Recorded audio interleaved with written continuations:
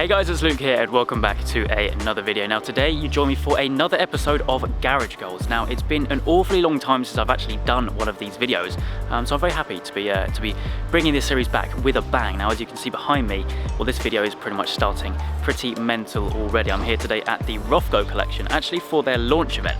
So there's plenty of very cool and very golf inspired cars kicking around. So I'm going to take you kind of around some of the stuff. There's stuff outside and inside. Especially looking forward to the stuff inside because, I mean, it's tipping it down. Anyway, we'll have a look at some of these, some of the others, and well, yeah, just drool over a lot of very cool cars.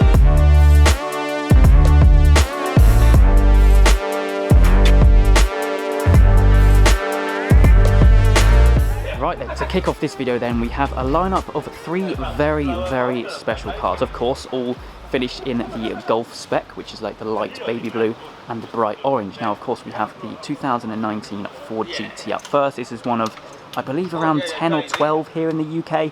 However, this car, like pretty much every other car in this collection, is very special. Now, if I were to tell you that this has done around 680,000 miles or kilometers in its life, would you believe me? Probably not, but it has. This is actually one of the test cars that Ford used when developing third generation of Ford GT. So this car has done well, nearly 700,000 miles, which is absolutely mental. Now I presume when it got bought by the current owner, the owner of the ROFGO Collection, that he got it sprayed in the Golf livery. Obviously it's mint. I mean, it doesn't look like it's done nearly 700,000 miles, but I presume that the engine and, well, the car itself has done that many miles. But very cool, and really cool story behind it as well. So some of the really nice touches actually is the almost chrome wheels.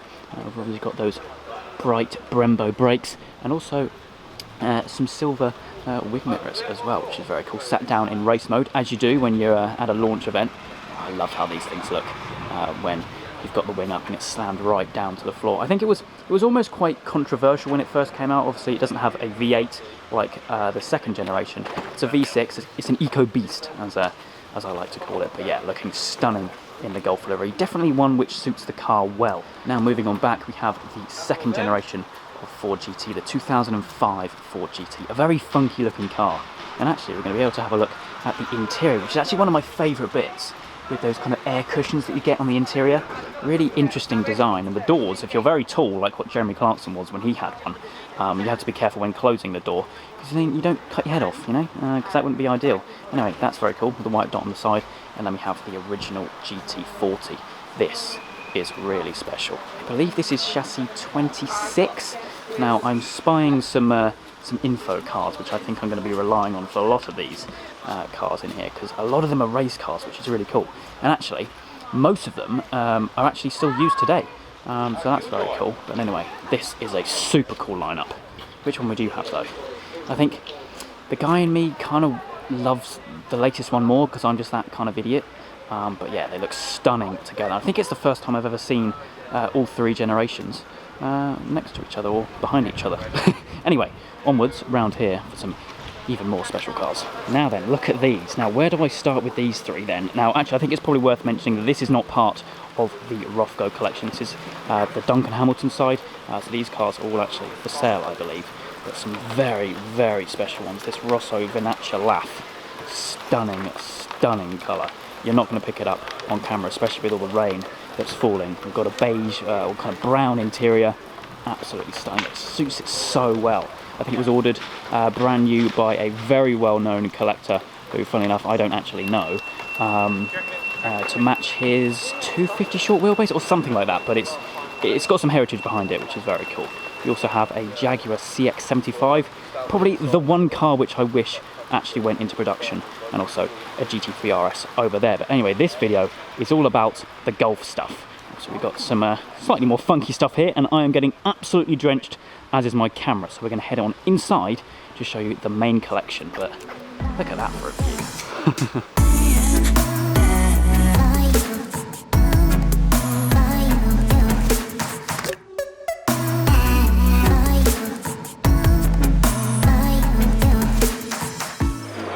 Welcome then to, well, the toy shed, the Golf toy shed. Now obviously this is a party atmosphere tonight, because it's kind of the launch kind of party for the ROFGO Collection. So there's some quite famous people here tonight, to be fair. So I'm going to try and give them some privacy and kind of focus things on the cars, which is kind of what the channel's all about anyway. But I think we should probably start with this. Now this is a DBR9 Aston Martin. It's a Le Mans racer, and actually a fun fact about this is all this dirt and grime that you see on the car now is from the 2008 24-hour Le Mans, which is seriously cool how they haven't cleaned it up. They've kind of left it like this for you all to see, and I didn't really realise just how much dirt and grime you kind of get from a Le Mans. I presume it was a very wet race, judging by the amount of dirt and grime that you've got everywhere, but it's almost untouched from 2008, which is super, super cool.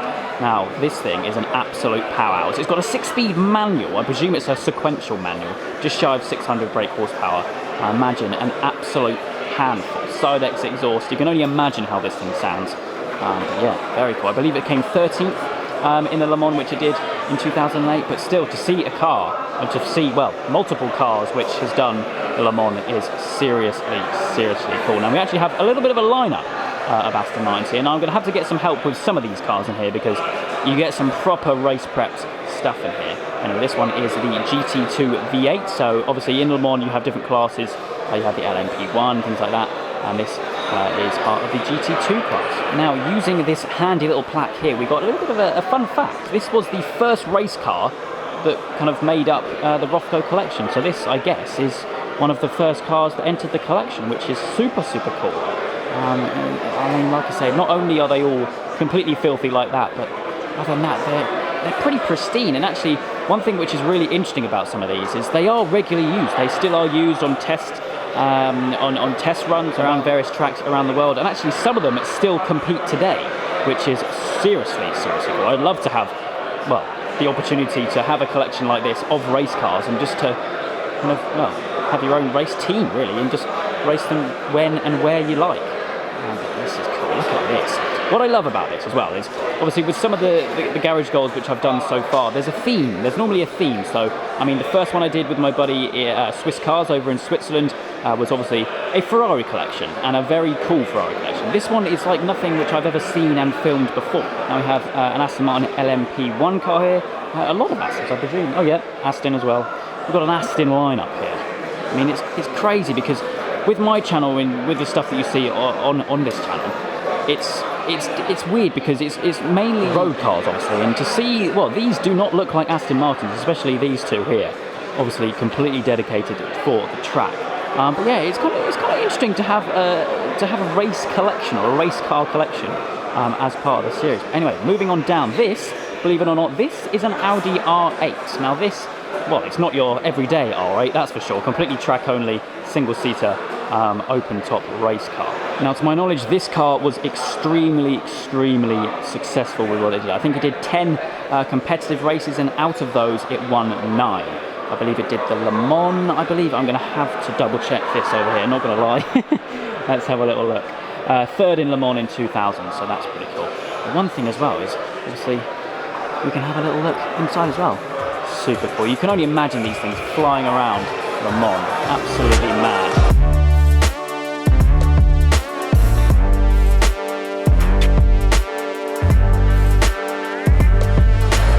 Now moving round, as the music starts, as the party begins, we have a whole load more cars to drool over. Obviously Golf spec, obviously. Now we have a couple of GT3 cars here. This one is a Gallardo and a McLaren MP4-12C. Like I mentioned earlier on, I don't really do much track-focused videos, and it's cool to see the track versions of each car. Very cool. Obviously having those fixed wings, completely stripped out interiors, and some mad aero throughout. Now this is cool. This is a RSR. Now look at this as well. Similar to the Aston Martin, which we touched on at the beginning of this video, we've got all of the rubber stains all over the car, and they haven't cleaned it off, which I love, especially over to the front as well. Look at that. Now that is character. Super, super cool to see. Now for me, this is actually really rather a special car. Now this won the Blue Ribbon class at this year's Le Mans 24 Hour, so the 2019 Le Mans 24 Hour. Now that is very, very cool. stunning things. Now, I can only imagine how this thing sounds because, I mean, I've seen some of the RSRs before and I've heard them and they sound mega. So that is really very cool. Now we have a couple of more GT40s. Look at this line. Unbelievable. So then at this point the music got so loud that it was just so unbearable to actually speak about it live. So I come on here to a voiceover to show you the remaining cars in this room. Now we have a lineup here of Mirages. Now the Mirage is basically a modified Ford GT40. Now the first one we're looking at is a 1967 Mirage M1. Like all of the cars here, based off of the GT40. Stunning looking thing, 5-litre V8, and only weighs about a ton. Next up we have a Mirage M2, even lighter than that at 750 kilos. Unbelievable thing. Now, even though it's only got 400 brake horsepower, just how stripped out it is, you can only imagine how quick it is. Moving down the line we have the Mirage M6 Coupe. This one was built to take on the Ferrari 312 PB. And it was designed to cope with the high speeds of Le Mans with the low windscreen and all the aerodynamics. I mean, just look at how stripped out that interior is. Unbelievable. This car was pretty successful actually with what it did. Well, actually, as most of the cars in it, but just look at that interior. Do not make them like they used to today. Moving on down the lineup then we have the Mirage GR7, and this car was driven by Derek Bell and Jackie Ickx. It finished 4th in the 1974 Le Mans 24 Hour, and like all of the cars there, looking absolutely incredible in the Golf livery. I mean, just look at this thing. Some of the aerodynamic bits you've got here and there, it's unbelievable. And the last of the cars, which we shall get to in a moment, is the Mirage GR8. This car won overall at the 1975 Le Mans 24 Hour and did then actually compete in a further 3 Le Mans, but didn't go on to win any. Anyway, there we go, we can have a look at the car now. Look at that wing. Unbelievable looking thing. And yeah, that is pretty much all of the cars inside. But honestly, to be here, to view this collection is absolutely breathtaking. Now then, coming outside, because I just glanced out the window and I've just found even more cars and some very, very, very special ones at that. Oh, when the rain stopped. Oh, spiffing. I feel very out of place here. There's a lot of very, very famous people here looking very smart. And there's me with a camera geeking. Anyway, that's very cool. Old Porsche Golf, big old truck. I presume that that's used for some of the transportation for some of the cars. But anyway, really cool. Now, I'm going to flip this around so you can see what I'm seeing because, I mean, yeah. Well, I've found the remaining of the cars. Actually, no, I haven't. There we go. Oh my. Now this is pretty incredible. Now, not one, but 2 McLaren F1 GTRs. This one is the short tail, and that one over there is the long tail, which I'll get to very shortly. Wow. Now this for me, and I think probably for you as well, is one of the highlights of the collection. Well, apart from that one over there. Now this is chassis 15R. And now this, to my knowledge, actually has been in the collection for quite a long time actually. And for 99% of its life, it's been seen in this, the Golf livery. I think it made one appearance in the Marlboro livery back in the day. But very cool. This finished 5th in the 1996 Le Mans, which is pretty good, to be fair. But yeah, you can't not love a McLaren F1, especially when it's a GTR, well, and a GTR long tail. Now, I'll be honest, I'd love to properly show you the interior, but because of the amount of rain that we're having today, I can't really show you. Of course, the McLaren F1 is, I'd say, moderately famous for the fact that it's a 3-seater configuration in the standard road-going variant. You still remain centre of the car when in the GTR variant. Actually, no, forget that. I'm pretty sure some of the road-legal F1 GTRs, you still can have the 3-seat configuration. Of course, you have that 6-litre BMW naturally aspirated V12 up at the back with the 4 exhaust down here as well. Look at that. Work of art. Stunning to see these things, especially. Well, I'd say especially today, but I mean, it's raining and the poor thing's all wet, look. But anyway, super, super cool thing. Now this here, I'll be honest, I don't really know much about, apart from the fact it's a jet engine. Now, I believe that this is one of quite a few jet engine cars which are taken to the track, but to my knowledge, this is the fastest, the best. Well, obviously, because it's in a collection as good as this. But this is super cool. Look at those exhaust pipes. Are they exhaust pipes or are they like afterburners? Really bizarre looking thing, but really cool to see. Let's have a little look at the info plaque up here, which is actually saving me for this video, not gonna lie. So it is a Helmet TX turbine experimental. Very cool. And we have a McLaren M8 up here, the wedge, the doorstop, as I like to call them. But not traditionally what you'd think is a McLaren. Certainly doesn't look like one. And one of the early cars that obviously debuted out on track. Super cool thing, single seater.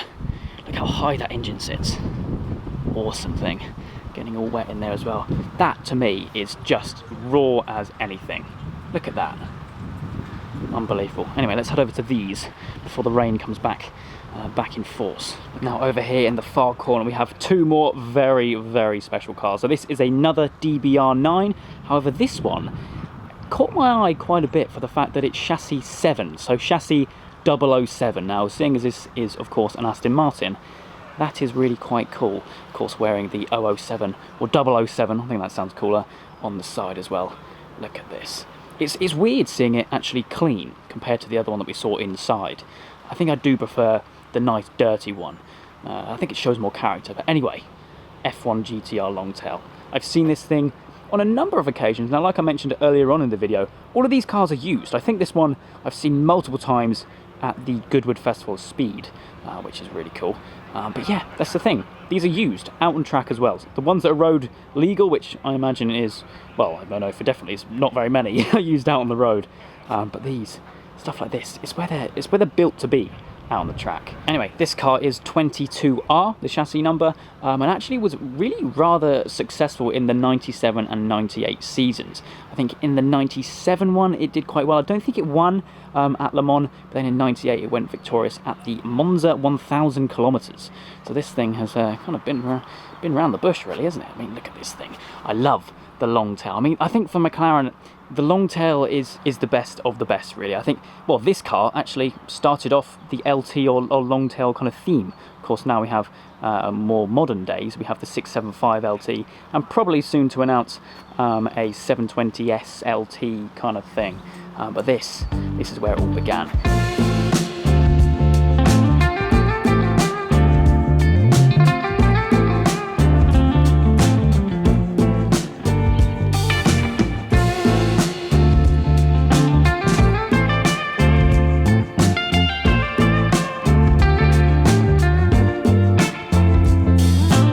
Regardless, that has been a rather brief and kind of almost rushed kind of insight in the ROFGO collection. Now, obviously, like I mentioned, this is the launch party tonight, so I'm going to try and put the camera down at least and try and enjoy it, meet some cool people, and try and kind of, well, rather than having a camera in my hand all the time. But anyway, stunning collection of cars, and a huge thank you to the ROFGO collection for allowing me to come down today, shoot this video, and share it all with you guys. Now, this, I think, has been, well, Garage Goals is back with a bang, I think. But yeah, just look at these. Look at these. I'm going to have to do a lot to beat this. Anyway, that's going to round up today's video. Oh, by the way, ROFGO collection links will be found in the description down below, the website and the Instagram, so you can go learn more about it yourself.